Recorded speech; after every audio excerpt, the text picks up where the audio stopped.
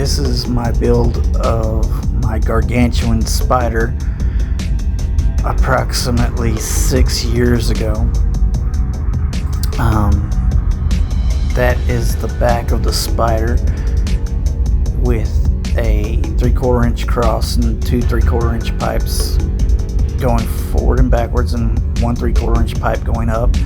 Then I drilled the lower pipe with a drill in several different places and ran wire through it.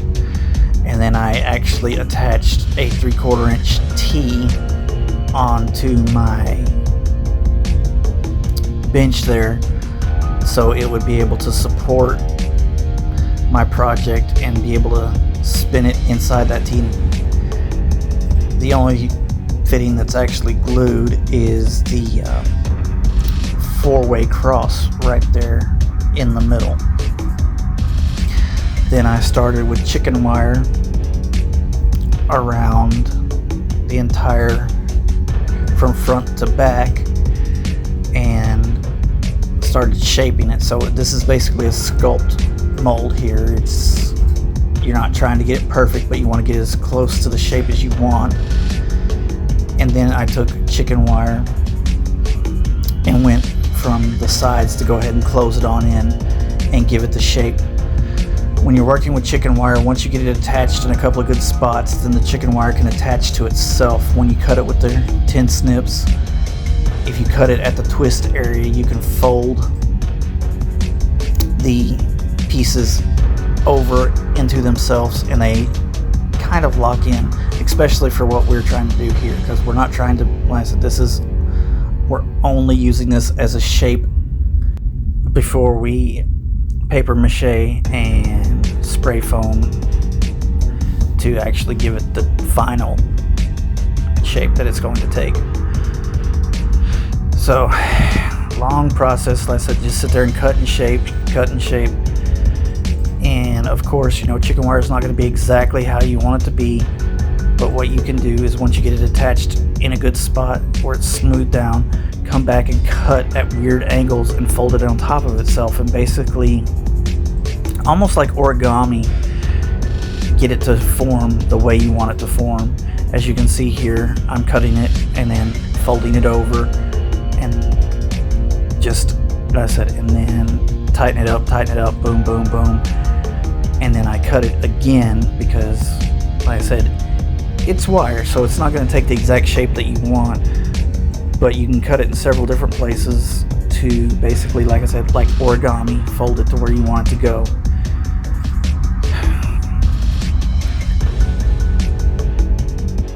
The reason I chose PVC and chicken wire, paper mache and foam was because I wanted it to be super light, because toward the end of the video I'm going to show you a bunch of places I've actually put it up, and I wanted it to be super light and posable so I could use it in many different scenarios.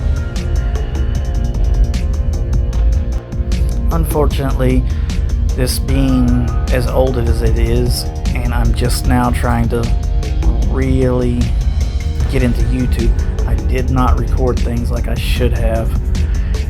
I only recorded pieces here or there. But what you see now is I'm using painter's tape, 1 inch, and newspapers, and I'm about to start paper macheing.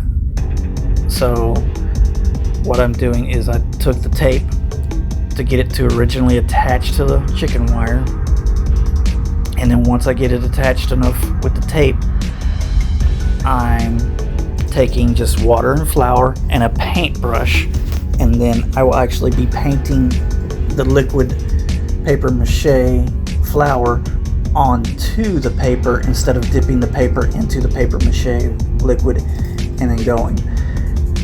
I'm not trying to create a super hard shell here. I think I only do 1 or 2 coats this way over the entire piece. What I'm looking for is something that will allow the foam to spread out evenly on top of.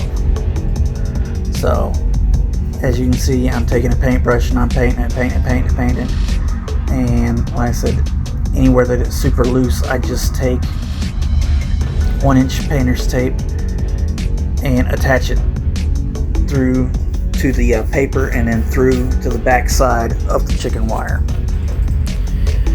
And then you just commence to doing like you would paper mache. One sheet at a time. Go, go, go. I do not have videos of how I made the legs. I will try to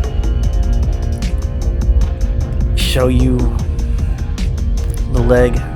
Well, I will show you the leg now, and then try to explain how I actually built them so they would be posable and everything. I did not take any videos of me building the actual body either, but I will get to that later on in the video. So you just want to keep going until you cover the entire piece.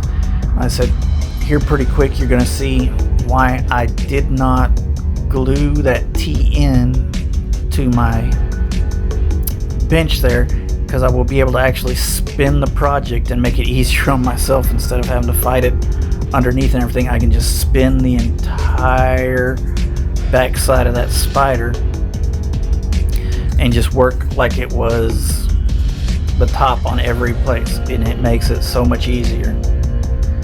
If I would have thought about it, I would have probably put a 90 on the front and then put a foot there too to help, because you can kind of see how it's leaning down real hard. But like I said, I managed and it worked out really good for what I wanted it to do.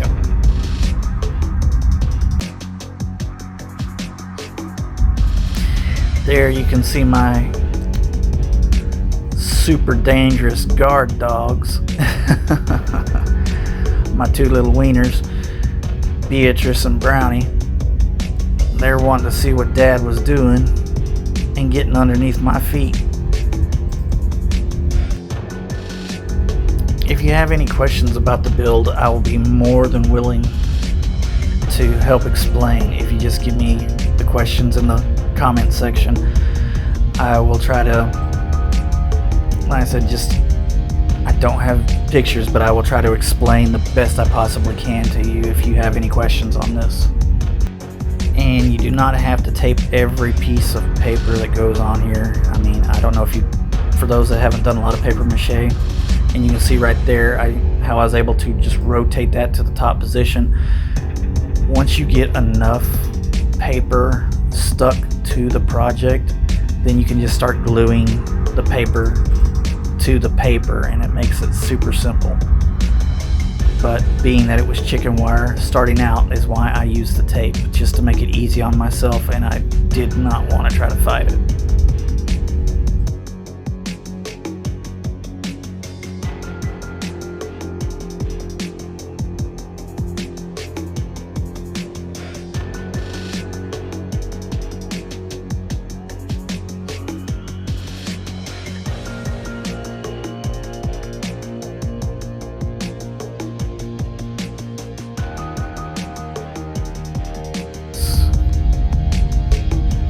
To the end here of the paper mache, and I guess I'm a prima donna. I don't like anything on my hands, so I'm constantly using gloves. If you have a heat gun, you can use that as a cheat code for this process also.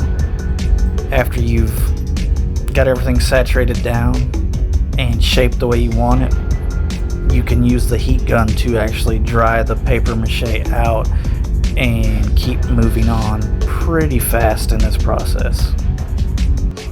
I'm wrapping up the paper mache part of the project, and I will start to do the grate foam next step, which I created a little spreader with paint stir sticks cut in 3-inch pieces, and then little pieces of wooden dowel cut and then taped around the end of it to spread it, to give me a better spread on the grate foam instead of just single lines. If you know anything about grate foam, it actually cures with water, so that you're going to see me be spraying it down with water.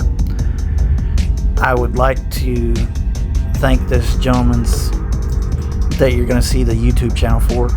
I could not find my original frame for the front of the spider, so I borrowed his picture, and being that it was so long ago, he might have actually been the one I watched, but his frame is pretty close to mine.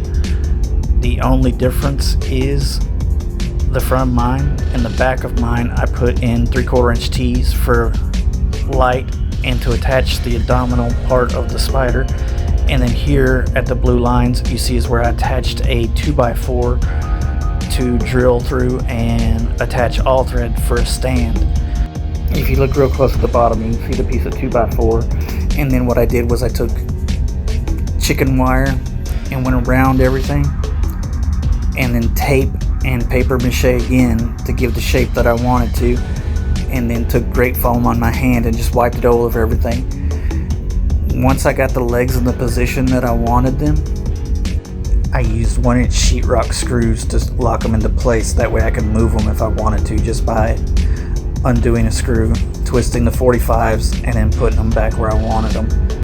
That way the legs are completely posable. Now, like I said, I didn't show the legs, but if you have any questions on that, I can get some pictures and show you on a different video.